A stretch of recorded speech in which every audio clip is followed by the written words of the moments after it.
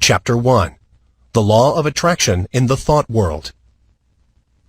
The universe is governed by law, one great law.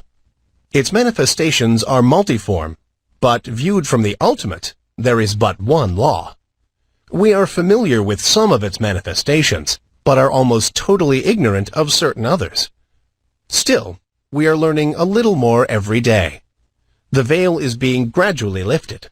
We speak learnedly of the law of gravitation, but ignore that equally wonderful manifestation, the law of attraction in the thought world. We are familiar with that wonderful manifestation of law which draws and holds together the atoms of which matter is composed. We recognize the power of the law that attracts bodies to the earth, that holds the circling worlds in their places, but we close our eyes to the mighty law that draws to us the things we desire or fear. When we come to see that thought is a force, a manifestation of energy, having a magnet-like power of attraction, we will begin to understand the why and wherefore of many things that have heretofore seemed dark to us. There is no study that will so well repay the student for his time and trouble as the study of the workings of this mighty law of the world of thought, the law of attraction. When we think, we send out vibrations of a fine ethereal substance, which are as real as the vibrations manifesting light, heat, electricity, and magnetism. That these vibrations are not evident to our five senses is no proof that they do not exist. A powerful magnet will send out vibrations and exert a force sufficient to attract to itself a piece of steel weighing 100 pounds, but we can neither see, taste, smell, hear, nor feel the mighty force. These thought vibrations, likewise, cannot be seen, tasted, smelled, heard, nor felt in the ordinary way. Although it is true that there are on record cases of persons peculiarly sensitive to psychic impressions who have perceived powerful thought waves, and very many of us can testify that we have distinctly felt the thought vibrations of others, both whilst in the presence of the sender and at a distance. Telepathy and its kindred phenomena are not idle dreams. Light and heat are manifested by vibrations of a far lower intensity than those of thought, but the difference is solely in the rate of vibration. The annals of science throw an interesting light upon this question. Professor Elisha Gray, an eminent scientist, says in his little book, The Miracles of Nature, "There is much food for speculation in the thought that there exist sound waves that no human ear can hear, and color waves of light that no eye can see. The long, dark, soundless space between 40,000 and 400 trillion vibrations per second, and the infinity of range beyond 700 trillion vibrations per second, where light ceases in the universe of motion, makes it possible to indulge in speculation." M. Williams, in his work entitled Short Chapters in Science, says, "There is no gradation between the most rapid undulations or tremblings that produce our sensation of sound and the slowest of those which give rise to our sensations of gentlest warmth. There is a huge gap between them, wide enough to include another world of motion, all lying between our worlds of sound and our world of heat and light. And there is no good reason whatever for supposing that matter is incapable of such intermediate activity, or that such activity may not give rise to intermediate sensations, provided there are organs for taking up and sensifying their movements." I cite the above authorities merely to give you food for thought, not to attempt to demonstrate to you the fact that thought vibrations exist. The last-named fact has been fully established to the satisfaction of numerous investigators of the subject, and a little reflection will show you that it coincides with your own experiences. We often hear repeated the well-known mental science statement, "Thoughts are things." And we say these words over without consciously realizing just what is the meaning of the statement. If we fully comprehended the truth of the statement and the natural consequences of the truth back of it, we should understand many things which have appeared dark to us, and would be able to use the wonderful power thought force, just as we use any other manifestation of energy. As I have said, when we think, we set into motion vibrations of a very high degree, but just as real as the vibrations of light, heat, sound, or electricity.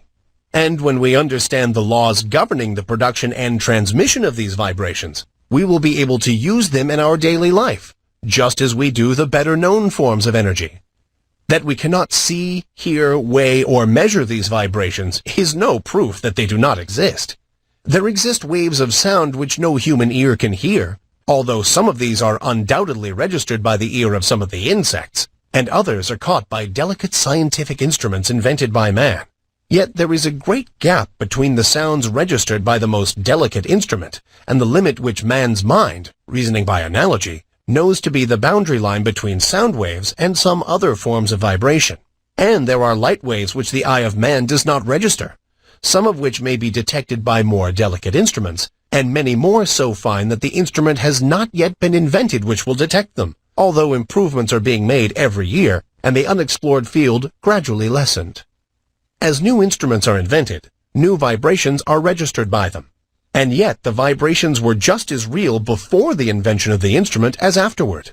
Supposing that we had no instruments to register magnetism, one might be justified in denying the existence of that mighty force, because it could not be tasted, felt, smelt, heard, seen, weighted, or measured. And yet, the mighty magnet would still send out waves of force sufficient to draw to it pieces of steel weighing hundreds of pounds. Each form of vibration requires its own form of instrument for registration. At present, the human brain seems to be the only instrument capable of registering thought waves, although occultists say that in this century, scientists will invent apparatus sufficiently delicate to catch and register such impressions. And from present indications, it looks as if the invention named might be expected at any time. The demand exists and undoubtedly will be soon supplied. But to those who have experimented along the lines of practical telepathy, no further proof is required than the results of their own experiments. We are sending out thoughts of greater or less intensity all the time, and we are reaping the results of such thoughts.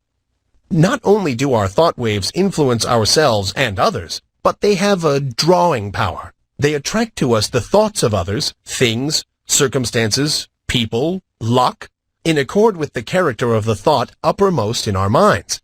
Thoughts of love will attract to us the love of others, circumstances and surroundings in accord with the thought, people who are of like thought. Thoughts of anger, hate, envy, malice, and jealousy will draw to us the foul brood of kindred thoughts emanating from the minds of others, circumstances in which we will be called upon to manifest these vile thoughts and will receive them in turn from others, people who will manifest in harmony, and so on. A strong thought, or a thought long continued, will make us the center of attraction for the corresponding thought waves of others. Like attracts like in the thought world. As ye sow, so shall ye reap. Birds of a feather flock together in the thought world. Curses, like chickens, come home to roost, and bringing their friends with them. The man or woman who is filled with love sees love on all sides and attracts the love of others. The man with hate in his heart gets all the hate he can stand. The man who thinks fight generally runs up against all the fight he wants before he gets through.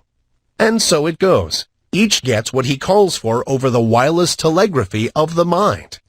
The man who rises in the morning feeling grumpy usually manages to have the whole family in the same mood before the breakfast is over. The nagging woman generally finds enough to gratify her nagging propensity during the day.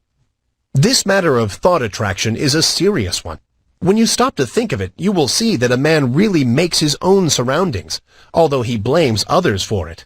I have known people who understand this law to hold a positive, calm thought and be absolutely unaffected by the inharmony surrounding them.